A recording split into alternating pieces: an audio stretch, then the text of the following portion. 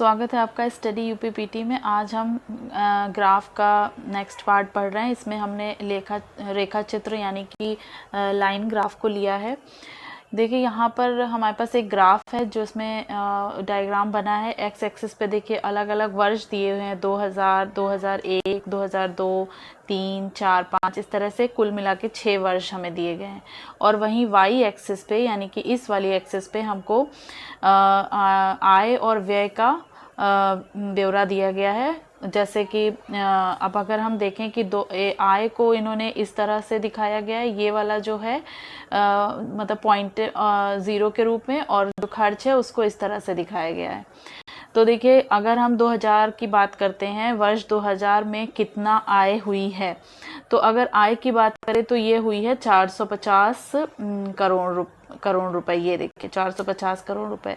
और वहीं अगर हम खर्च की बात करें तो 2000 में कितना खर्च हुआ है, 300 रुपए।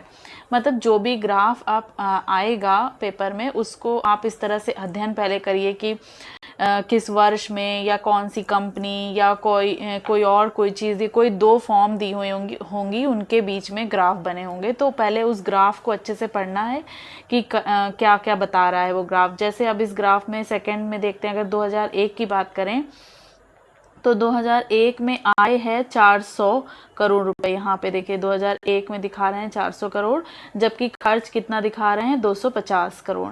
फिर 2002 की बात करें तो आय होती है 350 करोड़ यानी, और खर्च जबकि हो रहा है 200 और 250 के बीच में, लगभग 225 के लगभग माना जाए इसको, तो ये 225। 2003 की अगर बात करते हैं तो खर्च हो रहा है 400 करोड़, 450 का आ रहा है आय, और जबकि इसका खर्च हो रहा है वो है 350 से ऊपर, लगभग 325 या 75, क्योंकि 350 400 के बीच में है। तो ऐसा कुछ एक्यूरेट डिजिट जो है वो जब ग्राफ पे बनते हैं, इस तरीके के ग्राफ पेपर पे, तब एक्यूरेट डिजिट भी आ जाती है। फिलहाल हम अभी ऐसे पढ़ रहे हैं कि लगभग इस तरह का होगा कि 375 हो सकता है।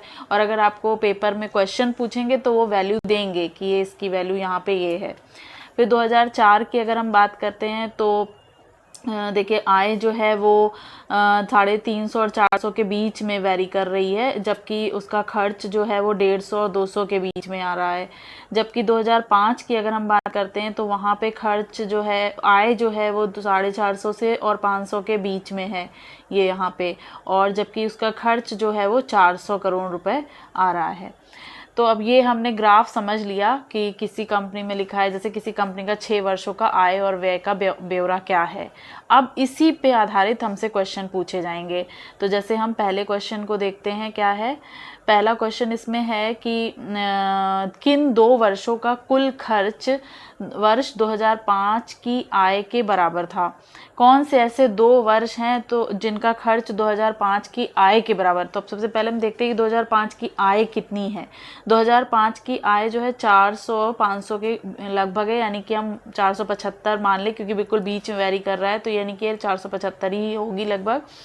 तो अब कौन से ऐसे 2 वर्ष हैं जिनकी आय इसके बराबर हो सकती है। देखिए कैसे इसको सॉल्व किया है। तो जैसे हमने मान लिया, देख के कि थोड़ा सा आइडिया लगा लिया कि वर्ष 2001 में कुल खर्च और कुल आय, जो उसमें पूछ रहे हैं ना किन 2 वर्षों का खर्च उसकी आय के बराबर है, तो हमको खर्च पे देखना है कि कितना खर्च हो रहा है।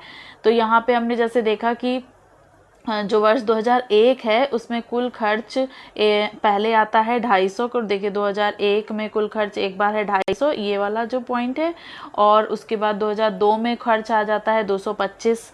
तो अगर हम इन्हीं दोनों को जोड़ दें खाली, तो ही हमारा हो जाता है 475, यानी कि हमारा जो खर्च है वो इसकी जो आय थी 2005 की आय जो थी 475, उसके बराबर हो गया। तो जो क्वेश्चन पूछा गया है उसका हमें सॉल्यूशन मिल जाता है। अब नेक्स्ट क्वेश्चन की ओर जा रहे हैं। इसमें है कि वर्ष 2002 में वर्ष 2003 की तुलना में खर्च में कितने प्रतिशत की कमी आई है। यानी कि वर्ष 2002 में वर्ष 2001 की तुलना में खर्च में कितने प्रतिशत कमी है। तो हम ये देखते हैं पहले वर्ष 2001 में खर्च कितना है। वर्ष 2001 का खर्च ये है, यानी 250 करोड़ रुपए, यहाँ पे ये जो दिया है पॉइंट 250 करोड़ रुपए यानी मिल गया हमें। और उसके बाद वर्ष 2002 में कितना है खर्च, तो वो है 225 करोड़ रुपए। ये देखिए यहाँ से अगर हम इस वाले पॉइंट को देखें, ये वाला पॉइंट जो है उसको 225 करोड़ रुपए हो गया। अब खर्च में कमी का मतलब क्या है कि पहले दोनों को हम माइनस करें। यहाँ पे ये दोनों चीज़ों को जब माइनस किया तो जो हमारी कमी निकली कि 25 निकली। और जो प्रारंभिक मान है यानी कि जो पहले 250 करोड़ रुपए है 2001 की तुलना में पूछा गया है कि 2001 की तुलना में, तो तुलना यहाँ पे 2001 के खर्च से ही करनी है। तो 25 बटे 250 इंटू 100, तो इसको अगर हम सॉल्व करते हैं तो हमें मिलता है 10%। यानी कि हमारे जो वर्ष 2002 में वर्ष 2001 की तुलना में 10% के खर्च की कमी आती है। ठीक है, अब हम आगे अपने नेक्स्ट क्वेश्चन की ओर चलते हैं। तो नेक्स्ट क्वेश्चन हमारे पास है कि दिए गए वर्षों में कुल कितने वर्ष का खर्च इन वर्षों के औसत खर्च से अधिक रहा। तो देखिए सबसे पहले तो हमें कुल कितने वर्ष दिए गए, हमारे पास 6 वर्ष हैं कुल। इन 6 यानी 2001, 2, 3, 4, 5, 6 वर्ष, यानी कि हमें औसत निकालना है जब, तो क्या करना है, जो 6 वर्षों का खर्च है, यानी कि एक जो बार खर्च था 300, फिर है 250 करोड़ रुपया, फिर 225, फिर 375, फिर 175, फिर 400। तो ये जो खर्च हैं इनको सबको जोड़ लिया हमने, और जो कुल वर्ष कितने हैं 6, इससे डिवाइड किया तो हमारे पास मान आता है 287.5 करोड़ रुपए।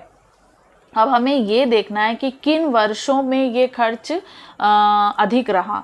तो अगर हम देखें 2000, इसमें देखिए 2000 में कितना खर्च रहा है, 2000 में 300 करोड़ रुपए रहा है। हमारे पास कितना आया है 287, तो 300 से ज़्यादा, यानी कि एक वर्ष ये हुआ।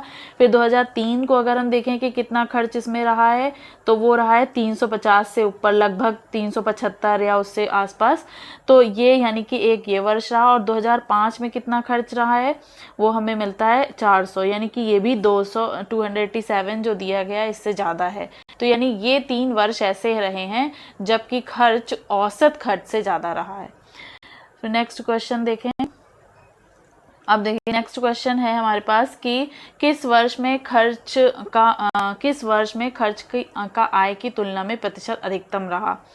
तो सबसे यानी कि खर्च का आय की तुलना में प्रतिशत, यानी कि खर्च ज़्यादा रहा और आय कम रही। तो हमें सबसे पहले हम अलग अलग वर्षों का जो खर्च का प्रतिशत है वो निकालते हैं। तो हमें जैसे यहाँ पे 2000 दिया गया, 2000 वर्ष 2000, तो इसमें कितना खर्च रहा है वर्ष 2000 में, वर्ष 2000 में खर्च रहा है 300। तो 300 और आय कितनी थी 450, तो 300 लिखा, फिर 450 लिखा इंटू 100, तो इसका प्रतिशत कितना निकला हमें 66.66%।